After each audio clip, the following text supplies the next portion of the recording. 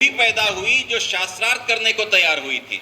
ये वही भारत है जहां गार्गेयी और मैत्रेयी पैदा हुई और उन्होंने शास्त्रार्थ भी किया। उस जमाने में जहां पर महिलाएं पढ़ती नहीं थी ये कहा जाता था, उस जमाने में भी मैत्रेयी और गार्गेयी ने इतना पढ़ के लोगों को और पुरुषों को बराबरी करने का एक मौका स्त्रियों को दिया था।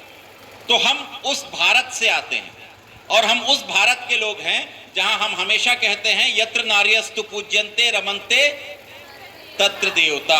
मतलब जहां जहां नारी की पूजा होती है वहां वहां भगवान का निवास होता है। केवल कहने के लिए रह गया, उसके बाद वो अमल में आया नहीं।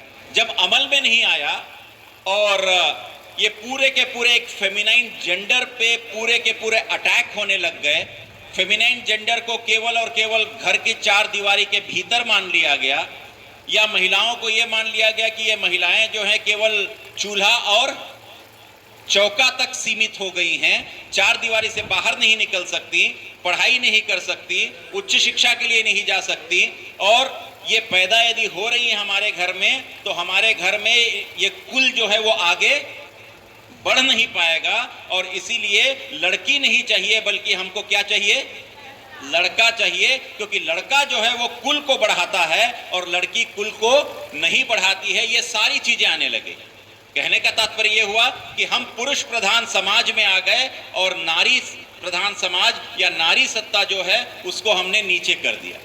और ये वही भारत है जहां आप उत्तरी पूर्व राज्यों में जाइए जहां आज भी मातृ सत्ता है, जहां मां या महिलाएं आज भी पूरा घर चलाती हैं और उनका घर पर वजूद है, उनका घर पर नियंत्रण है। लेकिन पूरे उत्तर भारत में चले जाइए या दक्षिण भारत में चले जाइए या पश्चिम भारत में चले जाइए या मध्य भारत में चले जाइए, आपको मिलेगा केवल और केवल कौन सा समाज, पुरुष प्रधान समाज।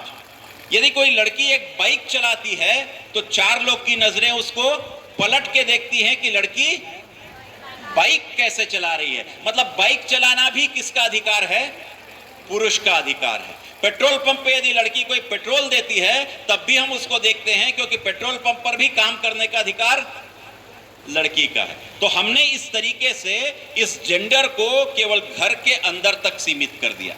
इसीलिए अब जरूरत इस बात की हुई कि उस जेंडर की इक्वालिटी को पहचाना जाए, जेंडर को बराबरी का दर्जा दिया जाए। और ये जो आपको चित्र दिखाई दे रहा है